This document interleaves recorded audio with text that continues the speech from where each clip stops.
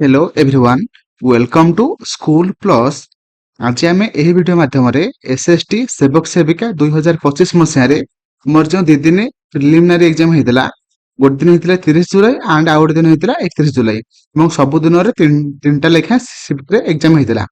तो आज आम यही वीडियो माध्यम 31 जुलाई सेकेंड शिफ्ट जहाँ भी किसी सीडीपी और ता सहित ओडिया इंग्लिश ईवीएस एंड ता सहित मैथ पेडागोजी जहाँ भी किसी पड़ी सबकि आज आम यही वीडियो माध्यम डिस्कसन करवा जोटा कि आपण मानकर आगामी ओटीईटी 2025 जब भी ओटीईटी होना कहीं ओटीईटी जेटी सीटी आमर आरएसटी जहाँ जो भी आमर ये सब पेडागोजी आ सीटी भी पड़ुची सबू एग्जाम आमर हेल्पफुल हम এবং ତା ସହିତ ମୁଁ କହି ରଖିବି ଏଇ ସବୁ କ୍ୱେଶ୍ଚିନ୍ ଆମର କିଏ କରିଛି ନା ଟିସିଏସ୍ କରିଛି ଏବଂ ତା ସହିତ ଓଡ଼ିଶାରେ ଆଗାମୀ ଯାହା ବି କିଛି ଏକ୍ଜାମ ହେବ ନା କାହିଁକି ସବୁ କିଛି ଟିସିଏସ୍ କରିବ। ତ ସେଥିପାଇଁ ଆପଣମାନେ ଏଇ ଭିଡ଼ିଓଟାକୁ ଏବଂ ଏଇ ଭିଡ଼ିଓରେ ଯାହା ବି କିଛି କ୍ୱେଶ୍ଚିନ୍ ଆମେ କରିବା ସବୁ କିଛି ଆପଣମାନେ ପୁରା ଫାଷ୍ଟରୁ ଲାଷ୍ଟ ଯାଏଁ ଦେଖିବେ ବିନା ସ୍କିପ୍ କରିକି ଦେଖିବେ ଏବଂ ଭିଡ଼ିଓ ଯଦି ଆପଣମାନଙ୍କୁ ସ୍ଲୋ ଲାଗିବ ଆପଣମାନେ 1.5x କରିକି ଦେଖିପାରିବେ ଯୋଉଦ୍ୱାରା କି ଆପଣମାନେ ଭିଡ଼ିଓଟାକୁ କମ୍ ସମୟରେ କମ୍ପ୍ଲିଟ୍ କରିପାରିବେ। ଏବଂ ତା ସହିତ आपण जदि चैनल को सब्सक्राइब करना सब्सक्राइब करेंगे और बेल आइकन ऊपर क्लिक करेंगे जद्वारा कि मुझे जहाँ भी किसी वीडियो अपलोड करी आपण पाखे फास्ट नोटिफिकेशन पाइपर और आपण वीडियो केमी लगे मतलब कमेंट जनइबे और सब प्ले लिस्ट चेक करेंगे कि आपण सब वीडियो आपपर है सीरियल वाइज आपपर। चलते वीडियो स्टार्ट करवा। प्रथम क्वेश्चन आम कौन अच्छी प्रथम क्वेश्चन आम अच्छी कि कही the term formative assessment under continuous and comprehensive assessment CCA implies माने से कही कि आमर माने CCA अंडर रे फॉर्मेटिव असेसमेंट को आमे आ कोन कहि परिबा ହେଲା। ऑप्शन अछि examination reform assessment of learning assessment of for learning final grade computation. देखो हमरो आंसर कोन होबो ना हमरो देखो फॉर्मेटिव माने असेसमेंट फॉर लर्निंग हम है जोटा कि ऑप्शन से राइट आंसर आम जाने कौन पूर्व मुझे फास्ट कह रखी सीसीए कौन कंटिन्यूअस एंड कॉम्प्रिहेंसिव असेसमेंट कौन है देखो देखो आमर कंटिन्यूअस माने कौन आमर हूँ ऑनगोइंग असेसमेंट माने आमर डेली वीकली मंथली बेसिस रे आम जो एग्जाम हेबा द्वारा पिला माने कौन शिखिले कौन माने वीक रहा कौटा गैप रहा सेटा आम माने जानि परिबा है से आम मैंने कंटिन्यूअस एग्जाम करिया दरकार सेटा हूँ कंटिन्यूअस आउ रहिला कॉम्प्रिहेंसिव माने कौन कॉम्प्रिहेंसिव माने कौन ना हमर कवर एकेडमिक को आम माने कवर करबा एवं ता सहित को करिकुलर स्किल को मध्य आम माने कवर करबा जो द्वारा कि जो पिलाटार हमर होलिस्टिक डेवलपमेंट हे परिबो होला। एटा हूँ हमर कंटिन्यूअस एंड कॉम्प्रिहेंसिव इवैल्यूएशन होला बा असेसमेंट होला। এবং ତା ସହିତ ଆମେ ମାନେ କଣ ଜାଣିଛେ ନା ଆମର ହଉଛି ଆସେସମେଣ୍ଟ ଫର ଲର୍ନିଂ ହଉଛି କଣ ଆମର ଫର୍ମେଟିଭ ଆସେସମେଣ୍ଟ ହେଲା ଆମର ତାପରେ ରହିଲା ଆମର ଆସେସମେଣ୍ଟ ଅଫ ଲର୍ନିଂ ମାନେ କଣ ନା ସमेଟିଭ ହେଲା ସमेଟିଭ ଆସେସମେଣ୍ଟ ହେଲା। ତାପରେ ଆସିଲା ଆଉ ଗୋଟେ ଅଛି ଆସେସମେଣ୍ଟ ଆଜ ଲର୍ନିଂ ହେଲା ଆଜ ଲର୍ନିଂ ମାନେ ସେଲ୍ଫ ଆସେସମେଣ୍ଟ ହେଲା ବୁଝିପାରିଲେ। सेल्फ माने कौन आम मैंने निजे निजको आसेसमेंट करें कि आम मैंने 10 दिन पूर्व कौन शिखी मसे पूर्व कौन शिखी आसे पर आम मैंने कौन शिखिले निजे आम निजर नॉलेज को रिफ्लेक्ट करिया निजे माने निजको आम आसेसमेंट करबा होची हमर आसेसमेंट एज लर्निंग हैला। तो परवर्ती क्वेश्चन को जिबा परवर्ती क्वेश्चन कहिछि हमर what does scholastic assessment primarily focus on माने देखो आपण पूर्व वीडियो सब कही सारी कि स्कोलास्टिक माने कौन एंड को स्कोलास्टिक माने कौन देखो सब्जेक्ट ओरिएंटेड सब्जेक्ट रिलेटेड जहाँ भी किसी सब माने अच्छी मैथ सब माने इंग्लिश सब आम कौन जाऊँगी ना हमर स्कोलास्टिक माने को स्कोलास्टिक माने कौन आमर डांस सॉन्ग आमर आ सब जहाँ भी किसी सब आमर सब एनुअल फंक्शन करा जाए सेटा हूँ कौन ना हूँ को स्कोलास्टिक अंडर जाऊँगा। एटी से पचार कि आमर स्कोलास्टिक असेसमेंट कहा ऊपर फोकस करे ऑप्शन अच्छे academic performance extra curricular skill physical appearance sports participation है देखो आमर सठिक आंसर कौन हम आम स्कोलास्टिक जदि कौन एकेडमिक परफॉर्मेंस है ମାନେ ପିଲାଟା ମାନେ ଯୋଉ ଆମର କ୍ଲାସ ରୁମ ରେ କଣ ପଢୁଛି ସେଇଟା ଆମର ସ୍କଲାଷ୍ଟିକ ରେ ଯାଉଛି ହେଲା। ଆଉ ଏଇ ଯୋଉ ଏଇ ତିନିଟାଙ୍କ ଆମର କୋଉଥିରେ ଯାଉଛି ନା କୋ ସ୍କଲାଷ୍ଟିକ ରେ ଯାଉଛି ହେଲା। ବୁଝିପାରିଲେ? ତ ପରବର୍ତ୍ତୀ କ୍ୱେଶ୍ଚନ କୁ ଯିବା। ପରବର୍ତ୍ତୀ କ୍ୱେଶ୍ଚନ କହିଛି ଅ, କହିଛି which principle should guide the selection of TLM, ମାନେ ଆମେ କୋଉ ଆଧାରରେ ଟିଏଲଏମ୍ କୁ ମାନେ ସିଲେକ୍ସନ କରିବା ହେଲା। ଅପସନ ଆପଣ ମାନେ ଦେଖିପାରୁଥିବେ କି ଆମର ଚାରିଟା ଅପସନ ଅଛି ହେଲା। ଦେଖନ୍ତୁ ଆମର ଫାଷ୍ଟ ଆମେ ଦେଖିଦବା କି କୋଉଟା ପଜିଟିଭ ଅଛି ହେଲା। କେମିତି ଦେଖିବା ନା ହଉଛି ଆମର ଟିଏଲଏମ୍ ହେଲା। ଟିଏଲଏମ୍ ଟା ମାନେ କାହା ଅଣ୍ଡରରେ ଆମେ ମାନେ ସିଲେକ୍ସନ କରିବା ନା ହଉଛି ଆମର ଯୋଉ ଟପିକ ଆମେ ପଢଉଥିବା ସେ ଟପିକ କୁ ନେଇକି ଆମେ ମାନେ ସିଲେକ୍ସନ କରିବା, ହଁ କି ନା? ଯୋଉ ଟପିକ ଟା ଆମେ ପଢଉଥିବା ସେଇ ଅନୁସାରେ ଆମେ ମାନେ ସିଲେକ୍ସନ କରିବା, ଯୋଉଟା କି ଆମର ଅପସନ ବି ରେ ଅଛି ରିଲେଭାନ୍ସ ଟୁ ଅବଜେକ୍ଟିଭିଟି, ସରି ଅବଜେକ୍ଟିଭସ ହେଲା। ମାନେ ଆମେ ମାନେ ଯୋଉଟା ବିଷୟର ଯୋଉ ଅବଜେକ୍ଟିଭ ଥିବ ସେଇ ଅବଜେକ୍ଟିଭ ସେଇ ଅବଜେକ୍ଟିଭ ଯେମିତି ପିଲାମାନେ ଜାଣିପାରିବେ ସେଇଟାକୁ ନେଇକି ଆମେ ମାନେ ଟିଏଲଏମ୍ ଟାକୁ ଚୁଜ କରିବା ହେଲା, ଯୋଉଟା କି ଆମର ଅପସନ ବି ରେ ଅଛି। ତା ପରବର୍ତ୍ତୀ କ୍ୱେଶ୍ଚନ କୁ ଯିବା। ପରବର୍ତ୍ତୀ କ୍ୱେଶ୍ଚନ କହିଛି ଆମର କଣ ନା ଦ ଆଇକ୍ୟୁ ଲେବୁଲ ଅଫ ଗିଫ୍ଟେଡ ଚାଇଲ୍ଡ ଇଜ କଣ, ମାନେ ଗୋଟେ ଗିଫ୍ଟେଡ ଚାଇଲ୍ଡ ର ଆଇକ୍ୟୁ ଲେବୁଲ କେତେ ଥାଏ ହେଲା, ସେଟା ସେ ପଚାରୁଛି। ଅପସନ ଅଛି 85 ରୁ 99, 100 ରୁ 114, 115 ରୁ 129, ତାପରେ 130 ରୁ 144। ଆମର ଆନ୍ସର କଣ ହବ? ଦେଖନ୍ତୁ ଆମର ଆନ୍ସର କଣ ହବ ନା ଆମର ଦେଖନ୍ତୁ ଫାଷ୍ଟ ମୁଁ କହି ରଖୁଛି କି ଆମର ବିଲୋ 70 ଯୋଉଟା ଆମର ଥାଏ ତାକୁ ଆମେ କହିବା କଣ ଏକ୍ସଟ୍ରିମଲି, ଏକ୍ସଟ୍ରିମଲି କଣ ନା ହଉଛି ଲୋ। ବୁଝିହେଲା? ତାପରେ ଆମେ କହିବା କି ଆମର ଯଦି 70 ରୁ ଲେଖି ରଖିଥାନ୍ତୁ, କାହିଁକି ନା ଏଟା ସବୁ ପରୀକ୍ଷାରେ ପଚାରିବ ହେଲା। ଆମେ 70 ରୁ 79 ଯୋଉଟା ଥାଏ ତାକୁ ଆମେ କଣ କହିବା ନା ବର୍ଡର ଲାଇନ।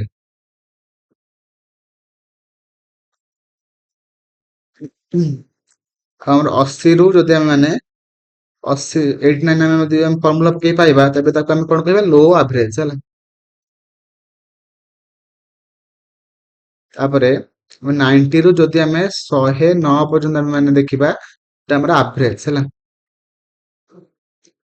ଆଉ 109 ରୁ ଯଦି ଆମେ ମାନେ 110 ରୁ 119 ପର୍ଯ୍ୟନ୍ତ ଯଦି ଆମେ ମାନେ ଆଇକ୍ୟୁ ପାଇବା, ଯୋଉ ପିଲାର ଥିବା ଆଇକ୍ୟୁ ଲେଭୁଲ ତାକୁ ଆମେ କହିବା ହାଇ ଆଭରେଜ ହେଲା, ହାଇ ଆଭରେଜ। ତାପରେ 120 ରୁ ଯଦି ଆମେ 129 ଗୋଟେ ପିଲାର ଥିବା ଆଇକ୍ୟୁ ତାକୁ ଆମେ କହିବା ସୁପେରିୟର ହେଲା, ସୁପେରିୟର। ତାପରେ 129 ରୁ ବା 130 ରୁ ଯଦି ଜଣଙ୍କର ଥିବା 130 ରୁ ଅଧିକ ଥିବ ତାକୁ ଆମେ କହିବା ଭେରି ସୁପେରିୟର, ଭେରି ସୁପେରିୟର ହେଲା। ତ ମୋର ଆଶା ଆପଣମାନେ ସମସ୍ତେ ଲେଖି ସାରିଥିବେ ଏବଂ ତା ସହିତ ଆପଣମାନେ ପରବର୍ତ୍ତୀ ସମୟରେ ରିଭିଜନ କରିପାରିବେ। ତ ଆଇକ୍ୟୁ ଲେବୁଲ ଗୋଟେ ଗିଫ୍ଟେଡ ଚାଇଲ୍ଡ ର କେତେ ଅଛି ନା ଆମର 130 ରୁ 144 ହେଲା, ଯୋଉଟା କି ଆମର ଅପସନ ଡି ରେ ଅଛି ହେଲା, ଯୋଉଟା ଆମେ କହିଥାନ୍ତି କଣ ନା ଭେରି ସୁପେରିୟର ହେଲା। ତ ପରବର୍ତ୍ତୀ କ୍ୱେଶ୍ଚନ କୁ ଯିବା। ଏବଂ ତା ସହିତ ଆମର ଆଇକ୍ୟୁ ର ଗୋଟେ ଫର୍ମୁଲା ଅଛି ଯୋଉଟା କି ଆପଣମାନଙ୍କୁ ପରୀକ୍ଷାରେ ପଚାରିବ କଣ ନା mental age divided by chronological age ଗୁଣନ 100, ଯୋଉଟା କି ଆମର ଆଇକ୍ୟୁ ର ଫର୍ମୁଲା ହେଲା। ତ ପରବର୍ତ୍ତୀ କ୍ୱେଶ୍ଚନ କୁ ଯିବା। ପରବର୍ତ୍ତୀ କ୍ୱେଶ୍ଚନ କହିଛି ଆମର କଣ ନା ନିମ୍ନଲିଖିତ କେଉଁଟି ଏକ ବଂଶାନୁକ୍ରମିକ ଗୁଣ ଅଟେ ହେଲା। କୋଉଟା ଗୋଟେ ବଂଶାନୁକ୍ରମିକର ଗୁଣ ଅଟେ, କୋଉଟା ଅଟେ? ଅପସନ ଅଛି ପସନ୍ଦର ଖାଦ୍ୟ ହେଲା, ଆଖିର ରଙ୍ଗ, କହୁଥିବା ଭାଷା, ଧାର୍ମିକ ବିଶ୍ୱାସ। ଦେଖନ୍ତୁ ଆମର ଗୋଟେ ଆମର ଅଲଗା ଅଛି ଯୋଉଟା କି ଆଖିର ରଙ୍ଗ, ଆଖିର ରଙ୍ଗ ଯୋଉଟା କି ଆମର ବଂଶାନୁକ୍ରମିକ ବା ହେରିଡିଟି ଉପରେ ଡିପେଣ୍ଡ କରୁଛି, କିନ୍ତୁ ପସନ୍ଦର ଖାଦ୍ୟ, କହୁଥିବା ଭାଷା, ଧାର୍ମିକ ବିଶ୍ୱାସ ସବୁ ଆମର ଏନଭାରମେଣ୍ଟ ଉପରେ ଯାଉଛି ହେଲା, ଏନଭାରମେଣ୍ଟ ଉପରେ ଡିପେଣ୍ଡ କରୁଛି, କିନ୍ତୁ ଆମର ଆଖିର ରଙ୍ଗ ଯୋଉଟା କି ଆମର ବଂଶାନୁକ୍ରମିକ ଗୁଣ ଉପରେ ଆମର ଡିପେଣ୍ଡ କରୁଛି ହେଲା। ପରବର୍ତ୍ତୀ କ୍ୱେଶ୍ଚନ କୁ ଯିବା। ପରବର୍ତ୍ତୀ କ୍ୱେଶ୍ଚନ କହିଛି କଣ, କହିଛି କି ଆକର୍ଡିଂ ଟୁ ଭାଇଗୋଟ୍ସକି ଏ କି features of A supportive learning environment is, ମାନେ ଆମର ଭାଇଗୋଟ୍ସକି ଗୋଟେ କଣ ନା ଆଉ ଗୋଟେ ସପୋର୍ଟିଭ ଲର୍ନିଂ କୁ ଏନଭାରମେଣ୍ଟ କୁ ସପୋର୍ଟିଭ ଲର୍ନିଂ ଏନଭାରମେଣ୍ଟ କୁ ସେ କଣ କହିଛନ୍ତି? ଓକେ, ତ ଅପସନ ଅଛି ସ୍କାଫୋଲ୍ଡିଂ, ପନିଶମେଣ୍ଟ, ଆଇସୋଲେସନ, ମେମୋରାଇଜେସନ। ମେମୋରାଇଜେସନ ହବନି, ଆଇସୋଲେସନ ହବନି, ପନିଶମେଣ୍ଟ ହବନି। ତ ଆମର ଆଉ ଗୋଟେ ପଳେଇଲା ଯୋଉଟା କି ଅପସନ ଏ, ଯୋଉଟା କି ସ୍କାଫୋଲ୍ଡିଂ। ସ୍କାଫୋଲ୍ଡିଂ ମାନେ କଣ ନା ଆମର କଣ ନା ହଉଛି ଆମର ଟେମ୍ପୋରାରୀ ସପୋର୍ଟ ହେଲା। ଧର ଆମ ଗୋଟେ ପ୍ରୋବ୍ଲେମ ଟା ଅଛି, ଆମେ କରିପାରୁନାହାନ୍ତି, ସେଟା ଆମ ଟିଚର କଣ କଲେ ନା ଆମକୁ ହେଲ୍ପ କଲେ, ସେଟା ଆମର କଣ କହିବା ନା ସେଟାକୁ ଆମେ କହିଥାନ୍ତି ସ୍କାଫୋଲ୍ଡିଂ ହେଲା, ଟେମ୍ପୋରାରୀ ସପୋର୍ଟ ହେଲା। ଏବଂ ଭାଇଗୋଟ୍ସକି ମଧ୍ୟ ସେ କଣ ଦେଇଛନ୍ତି ନା ଆମ ସୋସିଓ କଲଚରାଲ ଥିଓରି ସେ ଦେଇଛନ୍ତି। ଯୋଉମାନେ ଲେଖି ନାହାନ୍ତି ଲେଖି ଦିଅନ୍ତୁ, ପରବର୍ତ୍ତୀ ଟାଇମରେ ସେ ରିଭିଜନ କରିବେ। ଏବଂ ସେ କହିଛନ୍ତି କଣ ନା ସୋସାଇଟି ଥ୍ରୋରେ ଆମେ ମାନେ ଭ୍ୟାଲୁ ଲାଙ୍ଗୁଏଜ ଭ୍ୟାଲୁ ଆଉ ପ୍ରୋବ୍ଲେମ ସଲଭିଂ ଯୋଉ ର ଯୋଉ ସ୍କିଲ୍ ଗୁଡିକ ଆମେ ମାନେ ଲର୍ନ କରନ୍ତି ହେଲା। ଏବଂ ତା ସହିତ ଆମେ ଆଉ କଣ ଆମର ସେ ମଧ୍ୟ କହିଥିଲେ କଣ ଜନ୍ ଅଫ୍ ପ୍ରକ୍ସିମାଲ ଡେଭଲପମେଣ୍ଟ ସମ୍ପର୍କରେ ମଧ୍ୟ ସେ କହିଥିଲେ ହେଲା। ଯୋଉଟା କି ଗୋଟେ ପିଲା ଜେଡପିଟି ମାନେ କଣ ନା ଆପଣ ମାନଙ୍କୁ ମାନେ ଫୁଲ ଫର୍ମ ପଚାରିବ, ଯୋଉଟା କି ଜନ୍ ଅଫ୍ ପ୍ରକ୍ସିମାଲ ଡେଭଲପମେଣ୍ଟ, ହେଲା। ଏବଂ ତା ସହିତ ଜେଡପିଟି ର ମାନେ ମାନେ କଣ ନା ଗୋଟେ ପିଲା ଯଦି ଗୋଟେ କାମକୁ ଏକା କରିପାରେ ନାହିଁ, ମାନେ କାହା ସହିତ ମିଶିକି ସେ କରେ, ତାକୁ ଆମେ କହିଥାନ୍ତି ଜେଡପିଟି ହେଲା। ବୁଝିପାରିଲେ? ଏବଂ ତା ସହିତ ଯାହାକୁ ମାନେ ସେ ଯାହାର ସପୋର୍ଟ ସେ ନେଲା, ତାକୁ ଆମେ କହିଥାନ୍ତି କଣ ନା ମୋର ନଲେଜେବୁଲ ଅଦର୍ସ ହେଲା, ମାନେ ତାକୁ କହିଥାନ୍ତି ଏମକେଓ ହେଲା। ଏବଂ ସେ ଯୋଉ ସପୋର୍ଟ ସେ କଲା ସେଟାକୁ ଆମେ କଣ କହିଥାନ୍ତି ନା ସ୍କାଫୋଲ୍ଡିଂ କହିଥାନ୍ତି, ଯୋଉଟା କି ଆମର କୋଶ୍ଚିନ୍ ସେ ପଚାରିଥିଲା। ବୁଝିଲା? ଏବଂ ତାପରେ ଏମକେଓ ଗଲା, ତାପରେ ସେ ପ୍ରାଇଭେଟ ସ୍ପିଚ ମଧ୍ୟ ବିଷୟରେ ମଧ୍ୟ ସେ କହିଥିଲେ ନା। ପ୍ରାଇଭେଟ ସ୍ପିଚ ମାନେ କଣ, ଗୋଟେ ପ୍ରୋବ୍ଲେମ ଧର ଅଛି ଗୋଟେ ପିଲାର, ସେଟା ସେ ନିଜକୁ ସେ କହିଥାଏ ମନେ ମନେ, ଏବଂ କହିକି ସେ ପ୍ରୋବ୍ଲେମ ଟାକୁ ସେ ସଲ୍ଭ କରେ, ତାକୁ ଆମେ କହିଥାନ୍ତି ପ୍ରାଇଭେଟ ସ୍ପିଚ ହେଲା। ତାପରେ ଆସିଲା ଏବଂ ପ୍ରାଇଭେଟ ସ୍ପିଚ କୁ ମଧ୍ୟ ଆମେ ଆଉ କଣ କହିଥାନ୍ତି ନା ଆମେ କହିଥାନ୍ତି ଇନର ସ୍ପିଚ ହେଲା। ତାପରେ ଆସିଲା ଏବଂ ସେ ତା ସହିତ ସେ କୋଲାବୋରେଟିଭ ଲର୍ଣ୍ଣିଂ ସମ୍ପର୍କରେ ସେ କହିଥିଲେ, ଏବଂ ତା ସହିତ କଲଚରାଲ ଟୁଲ ହେଲା, କଲଚରାଲ ଟୁଲ ସମ୍ପର୍କରେ ମଧ୍ୟ ସେ କହିଥିଲେ। କିଏ କହିଥିଲେ ନା ଭାଇଗୋଟ୍ସକି ହେଲା। ତ ମୋର ଆଶା ଆପଣ ମାନେ ସମସ୍ତେ ସବୁ ପଏଣ୍ଟକୁ ଆପଣ ମାନେ ବୁଝିଥିବେ ଏବଂ ଲେଖିଥିବେ, ଏବଂ ପରବର୍ତ୍ତୀ ଟାଇମରେ ସେ ସମସ୍ତେ ସବୁ ପଏଣ୍ଟ ଗୁଡିକୁ ସେ ରିଭିଜନ ଆପଣ ମାନେ କରିବେ। ଚାଲନ୍ତୁ ପରବର୍ତ୍ତୀ କ୍ୱେଶ୍ଚିନ୍ କୁ ଯିବା। ପରବର୍ତ୍ତୀ କ୍ୱେଶ୍ଚିନ୍ କହିଛି ନିମ୍ନଲିଖିତ ମଧ୍ୟରୁ କେଉଁଟି ଏକ ବଂଶଗତ କାରକ ଯାହା ଶିଶୁ ବିକାଶକୁ ପ୍ରଭାବିତ କରିପାରେ ହେଲା। ମାନେ କୋଉଟା ସେ କହିଛି ଗୋଟେ ପିଲାର ବଂଶଗତ କାରକ ଯୋଉଟା କି ସେ ଶିଶୁର ବିକାଶକୁ ସେ ପ୍ରଭାବିତ କରେ। କି ଆମର ଅପସନ ଅଛି ପୋଷଣ, ଅଭିଭାବକ ଶିକ୍ଷା, ସହକର୍ମୀଙ୍କ ପ୍ରଭାବ, ଆନୁବଂଶିକ ବିକୃତି ହେଲା। ଦେଖନ୍ତୁ ଆମର ବଂଶଗତ କାରକ କଥା କହିଛି, ପୋଷଣ ତ ହବନି ବଂଶାନୁକ୍ରମିକ, ଅଭିଭାବକ ଶିକ୍ଷା ଏନଭାରମେଣ୍ଟ ରେ ଯାଉଛି, ସହକର୍ମୀଙ୍କ ପ୍ରଭାବ ଏନଭାରମେଣ୍ଟ ରେ ଯାଉଛି, କିନ୍ତୁ ଦେଖନ୍ତୁ ଅପସନ ଡି ଯୋଉଟା ଆମର ଅଛି ଆନୁବାଂଶିକ ବିକୃତି, ଯୋଉଟା କି ଆମର କୋଉଥିରେ ଯାଉଛି ନା ଆମର ବଂଶଗତ କାରକରେ ଯାଉଛି, ଯୋଉଟା କି ଶିଶୁର ବିକାଶକୁ ସେ ପ୍ରଭାବିତ କରିପାରେ ହେଲା। Option D will be right answer, ଆନୁବଂଶିକ ବିକୃତି ହେଲା। ତ ପରବର୍ତ୍ତୀ କ୍ୱେଶ୍ଚନ କୁ ଯିବା। ପରବର୍ତ୍ତୀ କ୍ୱେଶ୍ଚନ କହିଛି ନିମ୍ନଲିଖିତ କେଉଁଠି ଏକ କମ ମୂଲ୍ୟ ବିଶିଷ୍ଟ ଟିଏଲଏମ ର ଉଦାହରଣ ଅଟେ।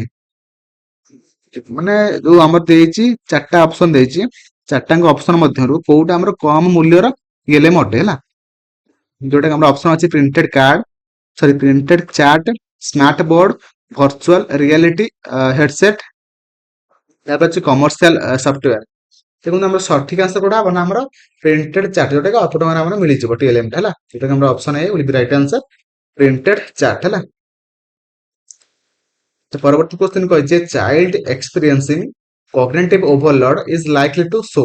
ଯଦି ଗୋଟେ ପିଲାର ମାନେ ପିଲା ଉପରେ ଜ୍ଞାନାତ୍ମକ ଏକ୍ସପିରିଏନ୍ସ ଟା ଉପରେ ଅଧିକ ଲୋଡ ପଡେ, ଏଇ ଜ୍ଞାନଟା ଶିଖ, ଏଟା ଶିଖ, ଏଟା ଶିଖ, ସେଟା ହେବା ଦ୍ଵାରା ତାର ଉପରେ କଣ ହବ, ସେ କଣ ଶୋ କରେଇବ ନା passive attention increase creativity, decrease decrease comprehension, ନା ବେଟର ଅଣ୍ଡରଷ୍ଟାଣ୍ଡିଂ। ଦେଖନ୍ତୁ ପ୍ୟାସିଭ ଆଟେନସନ ହବନି, ତାର କ୍ରିଏଟିଭିଟି ଇନକ୍ରିଜ ହବ ନାହିଁ, ତାପରେ ସେ ମାନେ ଯୋଉ ବୁଝିବା ଶକ୍ତିର ମାନେ ବୃଦ୍ଧି ହବ ନାହିଁ, ତାର କମ୍ପ୍ରିହେନସନ ଯୋଉ ଡିକ୍ରିଜ ହେଇଯିବ ହେଲା, ତାର ଯୋଉ ନଲେଜ ଟା ତାର ମାନେ କମିଯିବ, ସେ ବୁଝିବା ଶକ୍ତି ତାର କମିଯିବ ହେଲା। ଯେହେତୁ ଓଭରଲୋଡ ହଉଛି, କାହିଁକି ନା ଆମେ ପିଲାର ନିଡ୍ କୁ ଦେଖିକି ଆମେ ମାନେ ପାଠ ପଢିବା ଦରକାର। ପିଲା ନିଡ୍ କୁ ଦେଖିକି ଆମେ ପାଠ ପଢେଇଲେ ସେ ଯାଇକି ଠିକ ଭାବରେ ସେ ଅନୁସାରେ ସେ ପାଠ ପଢିପାରିବ। ତାକୁ ଯଦି ଆମେ ମାନେ ଅଧିକ କିଛି ପଢେଇବା, ସେ ଓଭରଲୋଡ ହେବା ଦ୍ଵାରା ସେ ତା ସେ ଭଲ କି ପଢି ପାରିବ ନାହିଁ ବା ତାର ଠିକ ଭାବରେ ଲର୍ଣ୍ଣିଂ ହେଇପାରିବ ନାହିଁ ହେଲା। Option C will be right answer ହେଲା। ପରବର୍ତ୍ତୀ କ୍ୱେଶ୍ଚନ ଅଛି ଇଣ୍ଡିଭିଜୁଆଲ ୱିଥ ଡିଜାବିଲିଟି ଯୋଉଟା କି ଏଜୁକେସନ ଆକ୍ଟ ଆଇଟିଆ ଅନୁଯାୟୀ ଭିନ୍ନକ୍ଷମ ଛାତ୍ରଛାତ୍ରୀ ମାନଙ୍କୁ ଡ୍ୟାସ ରେ ଶିକ୍ଷା ଦିଆଯିବା ଉଚିତ। ଅପସନ ଆପଣ ମାନଙ୍କର ସ୍କ୍ରିନ ସାମ୍ନାରେ, ତ କୋଉଟା ହବ ରାଇଟ ଆନ୍ସର ନା ଆମର ହବ ଅପସନ ସି ହେଲା, ଯୋଉଟା କି ସର୍ବନିମ୍ନ ପ୍ରତିବନ୍ଧକ ପରିବେଶ। ଯଦି ଆମେ ମାନେ ଗୋଟେ ପରିବେଶରେ ପିଲାମାନଙ୍କ ପାଇଁ ସର୍ବନିମ୍ନ ପ୍ରତିବନ୍ଧକ ହେବ, ତେବେ ଯାଇକି ପିଲା ଠିକ ରେ ତାର ପଢିପାରିବ ହେଲା। ବୁଝିପାରିଲେ କି ନାହିଁ ହେଲା। ତ ପରବର୍ତ୍ତୀ କ୍ୱେଶ୍ଚନ କୁ ଯିବା।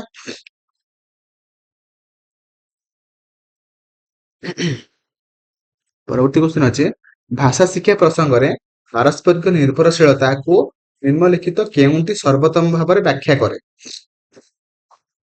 କୋଉଟା? ଅପସନ ଅଛି ଶିକ୍ଷାର୍ଥୀ ମାନେ ଶ୍ରେଷ୍ଠ ଗ୍ରେଡ ପାଇଁ ପରସ୍ପର ସହିତ ପ୍ରତିଯୋଗିତା କରିବେ, ପ୍ରତିଯୋଗିତା ହବନି। ଅପସନ ଏ ହବନି। ତାପରେ ଅଛି ଶିକ୍ଷାର୍ଥୀ ମାନେ ସହଯୋଗ ମାଧ୍ୟମରେ ପରସ୍ପରର ପ୍ରଗତିକୁ ସମର୍ଥନ କରିବା, ହଁ ଏଇଟା ହବ। ମାନେ କୋଅପରେଟିଭ ଲର୍ଣ୍ଣିଂ ହବ, ମାନେ ମିଶିକି କରିବା ଦ୍ଵାରା ସେମାନଙ୍କ ମଧ୍ୟରେ ପାରସ୍ପରିକ ଯୋଉ ନିର୍ଭରଶୀଳତା ଆମର ଯୋଉ ଅଛି ସେଟା ଆମର କଣ ହବ ନା ବୃଦ୍ଧି ହବ ହେଲା। କିମ୍ବା ଇଣ୍ଟର ଡିପେଣ୍ଡେନ୍ସ ଯୋଉଟା କି ଆମର ଅଛି ସେଟା ଆମର ଡେଭଲପ ହବ ହେଲା। ଅପସନ ବି ହେଇଯିବ ରାଇଟ ଆନ୍ସର, ଯୋଉଟା କି ଶିକ୍ଷାର୍ଥୀ ମାନେ ସହଯୋଗ ମାଧ୍ୟମରେ ପରସ୍ପରର ପ୍ରଗତିକୁ ସମର୍ଥନ କରିବେ ହେଲା। Option B will be right answer. ପରବର୍ତ୍ତୀ କ୍ୱେଶ୍ଚନ କୁ ଯିବା। ପରବର୍ତ୍ତୀ କ୍ୱେଶ୍ଚନ କହିଛି ଭାଷା ଶିକ୍ଷାରେ ପ୍ରଭାବଶାଳୀ ନାଟକ କାର୍ଯ୍ୟକଳାପକୁ ପାରମ୍ପରିକ ବିଦ୍ୟାଳୟ ପ୍ରଦର୍ଶନ ଠାରୁ କଣ ପୃଥକ କରେ?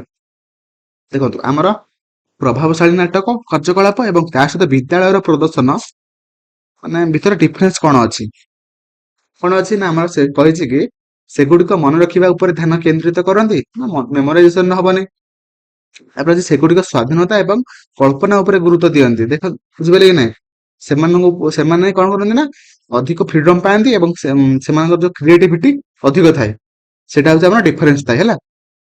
Option B will be right answer, ସ୍ଵାଧୀନତା ଏବଂ କଳ୍ପନା ଉପରେ ଗୁରୁତ୍ୱ ଅଧିକ ସେମାନେ ଦିଅନ୍ତି ହେଲା। ସେଇଟା ହିଁ ଡିଫରେନ୍ସ ଅଛି ହେଲା। ପରବର୍ତ୍ତୀ କ୍ୱେଶ୍ଚନ କହିଛି ଗୋଷ୍ଠୀ ଆଲୋଚନା ଏବଂ ଭୂମିକା ନିଭାଇବା ବା ରୋଲ ପ୍ଲେଇଂ ମୁଖ୍ୟତଃ କେଉଁ ଭାଷା ଦକ୍ଷତାର ମୂଲ୍ୟାଙ୍କନ କରେ ହେଲା। ରୋଲ ପ୍ଲେଇଂ ରେ ଆମେ ମାନେ କୋଉଟା ବା କେଉଁ ଭାଷା ଦକ୍ଷତା ମୂଲ୍ୟାଙ୍କନ କରେ, ମାନେ କୋଉଟା ଅଧିକ ମାନେ ୟୁଜ କରନ୍ତି ହେଲା। ଅପସନ ଅଛି ଶ୍ରବଣ ବୋଧ ଶକ୍ତି, ପଠନ ବାକ୍ ବଟୁତା, ଶବ୍ଦାବଳୀ ସ୍ୱୀକୃତି ନା କଥନ ପ୍ରଦର୍ଶନ। ରୋଲ ପ୍ଲେ କରୁଛନ୍ତି ମାନେ କଣ, ଆମେ ମାନେ କଥା ଅଧିକ କହୁଛନ୍ତି ବା ସ୍ପିକିଂ ପରଫର୍ମାନ୍ସ ହେଲା, ଯୋଉଟା କି ଆମର ଅପସନ ଡି ରେ ହବ କଥନ ପ୍ରଦର୍ଶନ ହେଲା। ଅପସନ ପରବର୍ତ୍ତୀ କ୍ୱେଶ୍ଚନ ଯିବା। ପରବର୍ତ୍ତୀ କ୍ୱେଶ୍ଚନ କହିଛି ଭାଷା ମୂଲ୍ୟାଙ୍କନରେ ହେଲା ସଂକ୍ଷିପ୍ତ କଥାବାର୍ତ୍ତା କାର୍ଯ୍ୟକଳାପ ମୁଖ୍ୟତଃ କଣ ନିର୍ଦ୍ଧାରଣ କରେ ହେଲା। ଯଦି ଭାଷା ଆମେ ମାନେ ମୂଲ୍ୟାଙ୍କନ କରୁଛନ୍ତି ସେତେବେଳେ ସଂକ୍ଷିପ୍ତ କଥାବାର୍ତ୍ତା କାର୍ଯ୍ୟକଳାପ ମୁଖ୍ୟତଃ କଣ ନିର୍ଭର କରେ ବା କଣ ନିର୍ଦ୍ଧାରଣ କରେ ହେଲା। ଅପସନ କେବଳ ବ୍ୟାକରଣ ସଠିକତା, ନା ସେଟା ହବନି। କେବଳ ଅଛି ମାନେ ନେଗେଟିଭ ଅଛି ହେଲା। ତାପରେ ଶ୍ରବଣ ବୋଧ ଶକ୍ତି ନା କଥାବାର୍ତ୍ତା ହଉଛନ୍ତି ନା ଖାଲି ଲିସନିଂ ତ ହବନି। ତାପରେ କହିଛି ଉଚ୍ଚାରଣ ଏବଂ ଉଚ୍ଚାରଣ ଭଙ୍ଗୀ, ସେଟା ହବ ନାହିଁ। ତାପରେ ଅଛି ବିଷୟବସ୍ତୁ ଆଧାରିତ ଶବ୍ଦାବଳୀ ବ୍ୟବହାର ଏବଂ ବାକ୍ ପଟୁତା ହେଲା, ଏଇ ଦିଟାଙ୍କ ଆମର ହବ ହେଲା। Option D will be right answer, କାହିଁକି ନା ବିଷୟବସ୍ତୁ ଯାହା ବି ଥିବ ସେଇଟା ଉପରେ ଯାହା ବି କିଛି ଶବ୍ଦାବଳୀ ତାକୁ ଆମେ ଯଦି ଠିକ ଭାବରେ ବ୍ୟବହାର କରୁଛନ୍ତି ହେଲା, ଏବଂ ସେଇ ଅନୁସାରେ ଆମେ ମାନେ ଆମର ଯୋଉ ଫ୍ଲୁଏନ୍ସି ଅଛି ସେଟାକୁ ଯଦି ସେ ଫ୍ଲୁଏନ୍ସି ଆଧାରରେ ଆମେ ଯଦି ତାକୁ ୟୁଜ କରୁଛନ୍ତି, ସେଇଟା ଆମର କଣ ହବ ନା ଆମର ମେନ୍ ଆମର ମୂଲ୍ୟାଙ୍କନ କରିବା ଦ୍ଵାରା ପିଲାମାନେ ଆମେ ମାନେ ଜାଣିପାରିବେ କି ପିଲାର ଠିକ ଭାବରେ ଲର୍ଣ୍ଣିଂ ହଉଛି କି ନାହିଁ ହେଲା।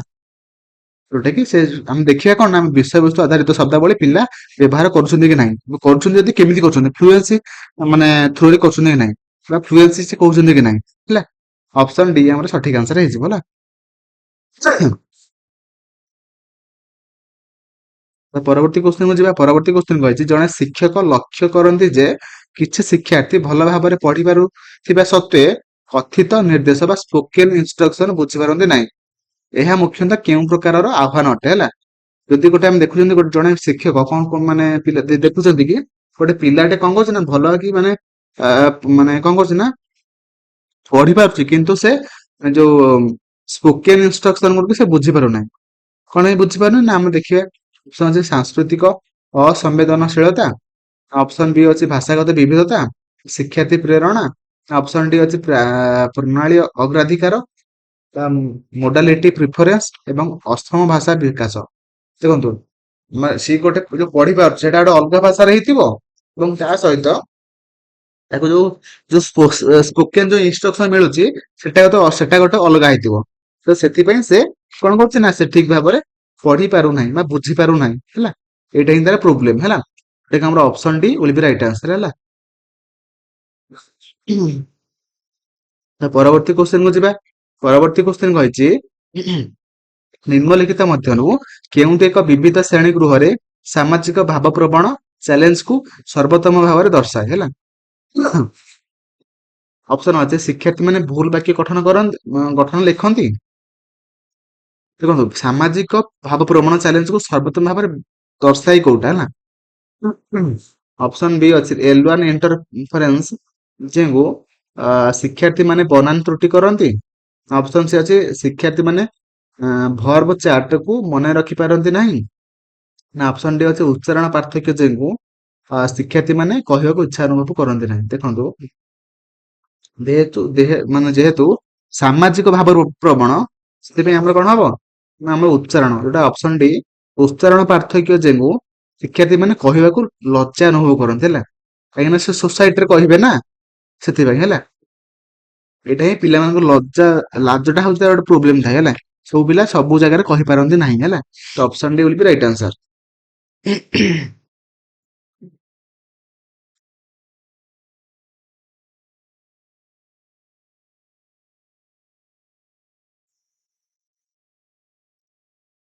ପରବର୍ତ୍ତୀ କ୍ୱେଶ୍ଚନ କହିଛି କି ଏକ ବ୍ୟାଖ୍ୟାକାରୀ ରଚନାର ପ୍ରାଥମିକ ଉଦ୍ଦେଶ୍ୟ କଣ?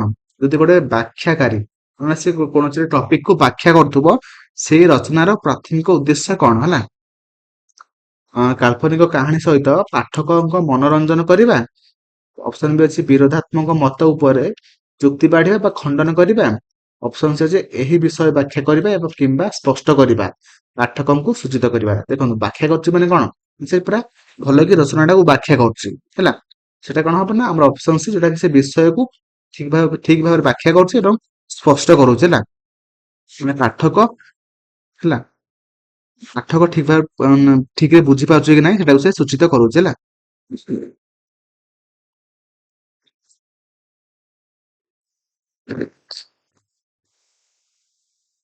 ତ ପରବର୍ତ୍ତୀ କ୍ୱେଶ୍ଚନ କହିଛି କି ହ୍ୱାଟ ସୁଡ ଆସେସମେଣ୍ଟ ପ୍ରୋସିଜ୍ୟୁର ଫୋକସ ମାନେ ଆସେସମେଣ୍ଟ କୋଉ ପ୍ରୋସିଜ୍ୟୁର କୁ ଫୋକସ କରୁଛି ହେଲା ନା ଫୋକସ କରେ। ଅପସନ ଅଛି only grammar rule. Option B ଅଛି local language comprehension. Option C ଅଛି continuous and communicative and diverse task. Option D ଅଛି end of term test only. ଦେଖନ୍ତୁ ଆମର ଆସେସମେଣ୍ଟ କାହା ଉପରେ ଅଧିକ ଫୋକସ କରୁଛି ନା ଆମର continuous and communicative and diverse task ହେଲା।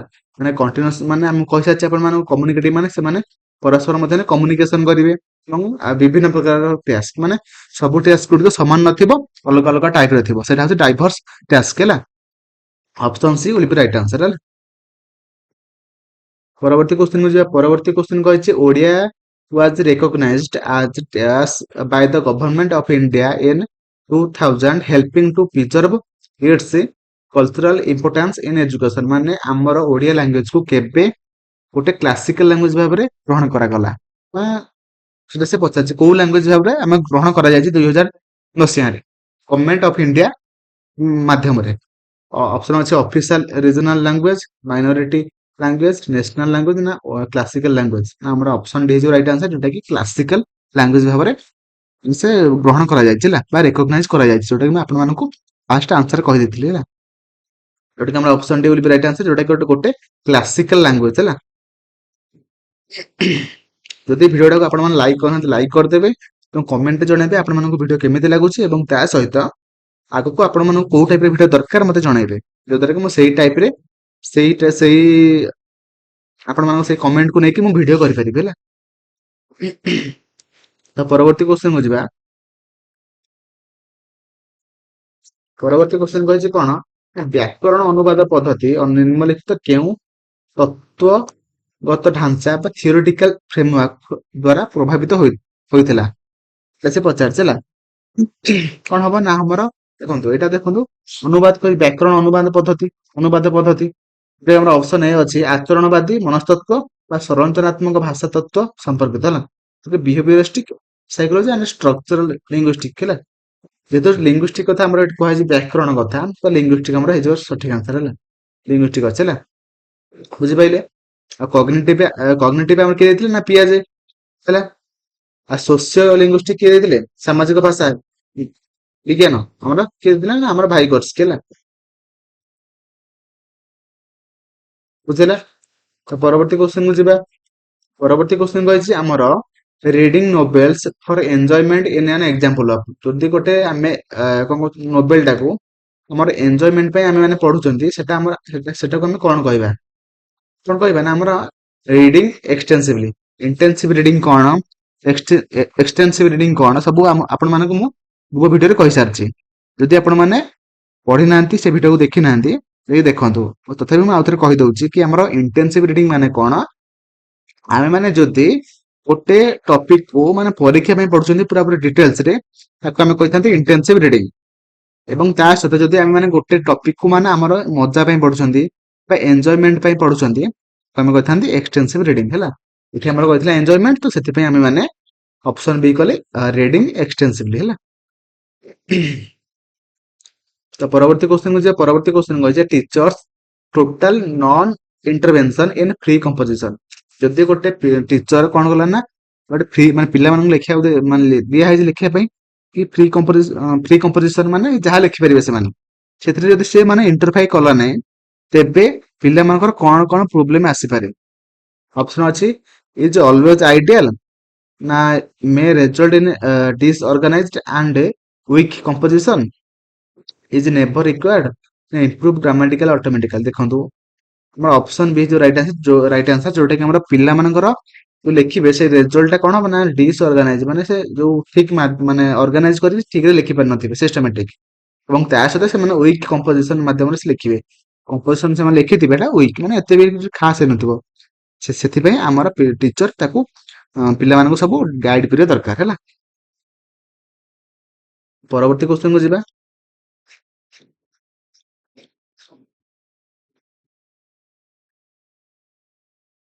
ପରବର୍ତ୍ତୀ କ୍ୱେଶ୍ଚନ କହିଛି which of the following promotes a holistic understanding of the self in relation to the natural social and cultural surrounding ହେଲା। ଅପସନ ଅଛି mathematics English language management study environmental study.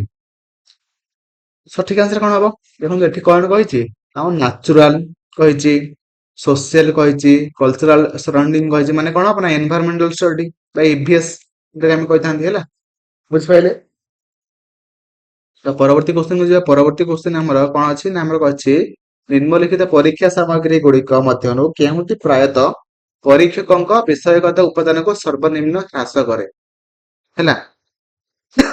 କୋଉଟା କରେ ନା ଦେଖନ୍ତୁ ଗୋଟେ ଅପସନ କଣ ଅଛି ଦେଖନ୍ତୁ କ୍ଷୁଦ୍ର ଉତ୍ତରମୂଳକ ପ୍ରଶ୍ନ ହବ ଦୀର୍ଘ ଉତ୍ତରମୂଳକ ପ୍ରଶ୍ନ ହବ ଏବଂ ଅତି କ୍ଷୁଦ୍ର ଉତ୍ତରମୂଳକ ପ୍ରଶ୍ନ ହବ। କିନ୍ତୁ ଦେଖନ୍ତୁ ବିକଳ୍ପ ମୂଳକ ଧର ଗୋଟେ ଦିଟା କ୍ୱେଶ୍ଚନ ଅଛି ଆପଣମାନଙ୍କୁ କହିଥିବେ ଗୋଟେ କ୍ୱେଶ୍ଚନ କର ଏଇ ଯୋଉ ଏପଟେ ଯୋଉ କ୍ୱେଶ୍ଚନ ରହିଲା ସେଟା ଯୋଉ ବିଷୟରୁ ଆସିଥିବ ସେଟା କଣ ହବ ନା ବିଷୟଗତ ଯୋଉ ଉପାଦାନ ଗୁଡିକ ସବୁ ସର୍ବନିମ୍ନ ହ୍ରାସ ହେଇଯିବ ନା ହେଇଯିବନି। ସେଥିପାଇଁ ଆମର ଅପସନ ବି ହେଇଯିବ ରାଇଟ ଆନ୍ସର ହେଲା। ତ ପରବର୍ତ୍ତୀ କ୍ୱେଶ୍ଚନକୁ ଯିବା। ପରବର୍ତ୍ତୀ କ୍ୱେଶ୍ଚନ କହିଛି ନିମ୍ନଲିଖିତ କେଉଁଟି ଗଣିତ ଶିକ୍ଷାରେ ସମୃଦ୍ଧି କାର୍ଯ୍ୟକ୍ରମକୁ ବା ଏନରିଚମେଣ୍ଟ ପ୍ରୋଗ୍ରାମକୁ ବୁଝାଏ ନାହିଁ। ଏନରିଚମେଣ୍ଟ ପ୍ରୋଗ୍ରାମ ଆମେ କେବେ ଦେଇଥାନ୍ତି ନା କେତେବେଳେ ଦେଇଥାନ୍ତି ନା ଆମେ ଯଦି ଗୋଟେ ପିଲା ତାହେଲେ ଯେତିକି ମାନେ ଗୋଟେ କ୍ଲାସ ୱାଇଜ ମାନେ ଗୋଟେ ତୃତୀୟ କ୍ଲାସ ଅଛି ତୃତୀୟ କ୍ଲାସ ଅନୁଯାୟୀ ସେ ଯାହା ବି ପଢିବା ଦରକାର ଯଦି ସେ ମାନେ ପଢିକି ସାରିଦେଲା ତାପରେ ଯଦି ଆମେ ମାନେ ତାକୁ ଏକ୍ସଟ୍ରା କିଛି ମାନେ ଏଜୁକେସନ ବା କ୍ଲାସ କରେଇଲେ ଏକ୍ସଟ୍ରା କିଛି ନଲେଜ ଦେଲେ ସେଇଟାକୁ ଆମେ କହିଛନ୍ତି କଣ ନା ଏନରିଚମେଣ୍ଟ ପ୍ରୋଗ୍ରାମ ହେଲା। ଏବଂ ସେଟା ସେଇଠି ମାନେ ଅପସନ ଅଛି ଗଣିତ ଶ୍ରେଣୀରେ ସମୟ ବୃଦ୍ଧି କରିବା ବୁଝାଏ ନାହିଁ ମାନେ ନେଗେଟିଭ କହିଛି। ଦେଖନ୍ତୁ ଆମର ତିନିଟାଙ୍କ ପୁରା ପଜିଟିଭ ଅଛି ଗଣିତ କ୍ଲବର କାର୍ଯ୍ୟକଳାପରେ ତାକୁ ମାନେ ନିୟୋଜିତ କରେଇବା ଗଣିତ ମେଳାରେ ଅଂଶଗ୍ରହଣ କରାଇବା, କମ୍ପ୍ୟୁଟର ସହାୟତାରେ ଶିକ୍ଷା ଦେବା, ଏରା ସବୁ ତିନିଟା ଠିକ ଅଛି, କିନ୍ତୁ ଏଠି ନାହିଁ ପଚାରିଥିଲା ଯେହେତୁ ନେଗେଟିଭ ଟାକୁ ଆମେ ସଠିକ ଆନ୍ସର କରାଇବା ହେଲା, କରିବା ଯେ ଗଣିତ ଶ୍ରେଣୀରେ ସମୟ ବୃଦ୍ଧି କରିବା, ଯୋଉଟା କି ଆମର ଏନରିଚମେଣ୍ଟ ପ୍ରୋଗ୍ରାମକୁ ଗୋଟେ ବୁଝାଏ ନାହିଁ ହେଲା। Option A will be right answer। ତ ପରବର୍ତ୍ତୀ କ୍ୱେଶ୍ଚନକୁ ଯିବା। ପରବର୍ତ୍ତୀ କ୍ୱେଶ୍ଚନ କହିଛି ନିମ୍ନଲିଖିତ ମଧ୍ୟରୁ କେଉଁଟି ସିଧାସଳଖ ମୂଲ୍ୟାଙ୍କନ ସହିତ ଜଡିତ ନୁହଁ? ମାନେ କୋଉଟା ଚାରିଟାଙ୍କ ଅପସନ ମଧ୍ୟରୁ କୋଉଟା ମୋର ମାନେ ମୂଲ୍ୟାଙ୍କନ ସହିତ ଜଡିତ ନୁହଁ? ଦେଖନ୍ତୁ, ଏହାକୁ ଶିକ୍ଷଣରେ ସଂଯୁକ୍ତ କରିବା ଠିକ ଅଛି। ଏହାକୁ ବିଦ୍ୟାଳୟର ଆଞ୍ଚଳିକ ସହିତ ସଂଯୁକ୍ତ କରିବା ଯିବା ଆବଶ୍ୟକ, ଏଟା ତ ଠିକ ନାହିଁ ନା। ଆଞ୍ଚଳିକ ସହିତ ଆମେ ପରୀକ୍ଷା କରିବା ନା, ବିଷୟକୁ ନେଇକି ପରୀକ୍ଷା କରିବା। ଆଞ୍ଚଳିକ ସହିତ କିଛି ଦରକାର ନାହିଁ। ପଢିଲା ଟାଇମରେ ଆମେ ମାନେ ଆଞ୍ଚଳିକକୁ ନେଇକି ରିଲେଟ କରିବା, କିନ୍ତୁ ପରୀକ୍ଷା ସହିତ ପରୀକ୍ଷା ବେଳେ ନୁହଁ ହେଲା। ତାପରେ ଅଛି ପାଠ୍ୟକ୍ରମ ସହିତ ପରସ୍ପର ମଧ୍ୟରେ ସଂଯୁକ୍ତ ହେବା ଆବଶ୍ୟକ। ଅପସନ ଡି ଅଛି ଏହା ନିର୍ଦ୍ଦେଶ ସହିତ ପରସ୍ପର ମଧ୍ୟରେ ସମ୍ପୃକ୍ତ ହେବା ଆବଶ୍ୟକ। ଦେଖନ୍ତୁ, ଆମେ ପଢେଇବା ଟାଇମରେ ଆଞ୍ଚଳିକକୁ ନେଇକି ପଢେଇବା, ଆଞ୍ଚଳିକ ଏନଭାରମେଣ୍ଟକୁ ନେଇକି ମାନେ ପଢେଇବା, କିନ୍ତୁ ମୂଲ୍ୟାଙ୍କନ କଲା ବେଳେ ଆମେ ମାନେ ଆଞ୍ଚଳିକକୁ କିଛି ମାନେ ନିଡ୍ ନାହିଁ କିଛି ହେଲା। ଆଞ୍ଚଳିକତାକୁ ନେଇକି କିଛି ରିଲେଟ କରିବାଟା କିଛି ନିଡ୍ ନାହିଁ ହେଲା, ଯୋଉଟା କି ଆମର ଅପସନ ବି ହବନି। ନୁହେଁ ପଚାରିଥିଲା ଯେହେତୁ ନେଗେଟିଭ ଟାକୁ ଆମେ ମାନେ ସଠିକ ଆନ୍ସର କରାଇବା ହେଲା। ତା ପରବର୍ତ୍ତୀ କ୍ୱେଶ୍ଚନ କୁ ଯିବା। ତ ପରବର୍ତ୍ତୀ କ୍ୱେଶ୍ଚନ କହିଛି କଣ ନା, କହିଛି ନିମ୍ନଲିଖିତ କେଉଁଟିକୁ ତଥ୍ୟ ପର୍ଯ୍ୟବେକ୍ଷଣ, ଶୈଳୀ ଚିହ୍ନଟ, ହାଇପୋଥେସିସ୍ ପ୍ରସ୍ତୁତି ଏବଂ ସିଦ୍ଧାନ୍ତ ପ୍ରସ୍ତୁତିର ପ୍ରକ୍ରିୟା ଭାବରେ ବର୍ଣ୍ଣନା କରାଯାଇଛି। ଦେଖନ୍ତୁ, ଆମେ ମାନେ କୋଉଟା ମାନେ ତିନିଟା ଚାରିଟାଙ୍କ ମଧ୍ୟରୁ କୋଉଟାରେ ଆମ ପର୍ଯ୍ୟବେକ୍ଷଣ ଥାଏ, ଶୈଳୀ ଥାଏ, ଶୈଳୀ ଚିହ୍ନଟ, ହାଇପୋଥେସିସ୍ ଥାଏ ଏବଂ ସିଦ୍ଧାନ୍ତ ଆମେ ମାନେ ପ୍ରସ୍ତୁତି କରିଥାନ୍ତି। କୋଉଥିରେ ଥାଏ? ଆମର ଇଣ୍ଡକ୍ଟିଭରେ ଥାଏ। ଇଣ୍ଡକ୍ଟିଭ ରିଜନିଂ, ଇଣ୍ଡକ୍ଟିଭ କଣ, ଡିଡକ୍ଟିଭ କଣ, ଭିଜୁଆଲାଇଜେସନ କଣ, ଆଉ ମ୍ୟାଥମେଟାଇଜେସନ କଣ, ସବୁ କିଛି ଆପଣମାନଙ୍କୁ ମୁଁ ପୂର୍ବ ଭିଡିଓରେ କହିସାରିଛି। ଯୋଉ ମୁଁ ଆ ପୂର୍ବରୁ 4ଟା ସିଫ୍ଟରେ ଯୋଉ ବି କିଛି ସିଡିପି ଆଉ ସବୁ ଅଲ ସବଜେକ୍ଟର ପେଡାଗୋଜି ପଡିଥିଲା, ମୁଁ ସବୁ କିଛି ଭିଡିଓ ମାଧ୍ୟମରେ ଅପଲୋଡ କରିସାରିଛି। ଯଦି ଦେଖିନାହାନ୍ତି ଦେଖନ୍ତୁ, ଏବଂ ସେଇ ଭିଡିଓ ମାଧ୍ୟମରେ ମୁଁ ସବୁ କହିସାରିଛି କି ଇଣ୍ଡକ୍ଟିଭ କଣ, ଡିଡକ୍ଟିଭ କଣ, ଭିଜୁଆଲାଇଜେସନ କଣ, ମ୍ୟାଥମେଟାଇଜେସନ କଣ, ସବୁ କିଛି ମୁଁ କହିସାରିଛି ହେଲା। ଆମର ଏଠି ସଠିକ ଆନ୍ସର କଣ ହବ ନା ଅପସନ ଏ, ଇଣ୍ଡକ୍ଟିଭ ରିଜନିଂ ହେଲା। ତ ପରବର୍ତ୍ତୀ କ୍ୱେଶ୍ଚନ ଯିବା। ପରବର୍ତ୍ତୀ କ୍ୱେଶ୍ଚନ କହିଛି କଣ, a teacher conduct a lab activity in the class. After the activity she took her own notes from the experience and asked the question herself, such as what worked well and what did not and why. This phrase described, ମାନେ ସେ କହିଲା କି ସେ ନିଜେ ପଢିଲା ଏବଂ ନିଜେ ପଢେଇ ସାରିଲା ପରେ ସେ ନୋଟ ସେ ନିଜେ ଦେଖିଲେ। ଟିଚର ଦେଖିଲା ପରେ ସେ ପଚାରିଲେ କି ମୁଁ ନା ଆକ୍ଚୁଆଲି କଣ ପଢେଇଛି, କଣ ପଢେଇ ନାହିଁ, ଏବେ କଣ ପାଇଁ ପଢେଇ ପାଇଲି ନାହିଁ ହେଲା ପଚାରୁଛି। ଏଟା ମାନେ କଣ ନା, ଆମର ରିଫ୍ଲେକ୍ଟିଂ ଅନ୍ ଦ ପ୍ରୋସେସ, ମାନେ ସେ ନିଜକୁ ନିଜେ ସେଲ୍ଫ ଆସେସମେଣ୍ଟ କରୁଛନ୍ତି ବା ରିଫ୍ଲେକ୍ଟ ନିଜର ପ୍ରୋସେସକୁ ସେ ରିଫ୍ଲେକ୍ଟ କରୁଛନ୍ତି ନିଜ ମାଧ୍ୟମରେ ହେଲା। ତ ଆମର ଅପସନ ଡି ଯୋଉ ରାଇଟ ଆନ୍ସର, ଯୋଉଟା କି ଆମର ରିଫ୍ଲେକ୍ଟିଂ ଅନ୍ ଦ ପ୍ରୋସେସ ହେଲା।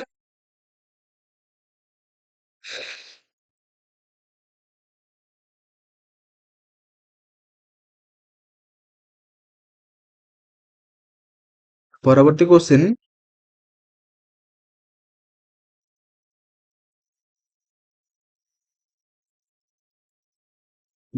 ଏଇଟା ଆମର ଅଛି, ଗୋଟେ ସେକେଣ୍ଡ।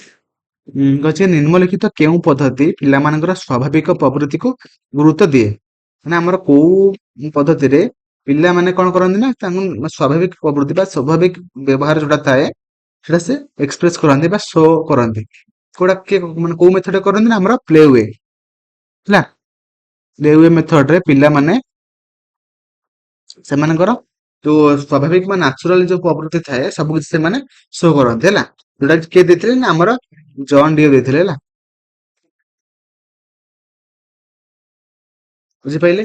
ତ ମୋର ଆଶା ଆପଣ ମାନେ ସବୁ କ୍ୱେଶ୍ଚିନ୍ କୁ ଠିକ ଭାବରେ ବୁଝିପାରିଥିବେ ଏବଂ ଯାହା ବି କିଛି ଏକ୍ସଟ୍ରା ପଏଣ୍ଟ କହିଲି ସବୁ କିଛି ଆପଣ ମାନେ ନୋଟ କରିଥିବେ ଏବଂ ପରବର୍ତ୍ତୀ ଟାଇମରେ ଆପଣ ମାନେ ରିଭିଜନ କରିବେ ଏବଂ ତା ସହିତ କହି ରଖିବି, ଯଦି ଆପଣ ମାନେ ଭିଡିଓଟାକୁ ଲାଇକ୍ କରିନାହାନ୍ତି ଲାଇକ୍ କରିବେ ଏବଂ ଚ୍ୟାନେଲକୁ ନୂଆ ଥିଲେ ସବସ୍କ୍ରାଇବ କରିବେ ଏବଂ ସବସ୍କ୍ରାଇବ କଲା ପରେ ଆପଣ ମାନେ ବେଲ ଆଇକନ ଉପରେ କ୍ଲିକ୍ କରିବେ, ଯଦ୍ୱାରା କି ମୁଁ ଯାହା ବି କିଛି ମାନେ ଭିଡିଓ ଅପଲୋଡ କରିବି ଆପଣ ମାନେ ଫାଷ୍ଟ ନୋଟିଫିକେସନ ପାଇପାରିବେ। ମୋର ଆଶା ଆପଣ ମାନେ ଭିଡିଓଟାକୁ ଫାଷ୍ଟ ଟୁ ଲାଷ୍ଟ ଯାଏଁ ଦେଖିଥିବେ। ଦେଖିଥିବାରୁ ଧନ୍ୟବାଦ। Thank you. ଜୟ ଜଗନ୍ନାଥ।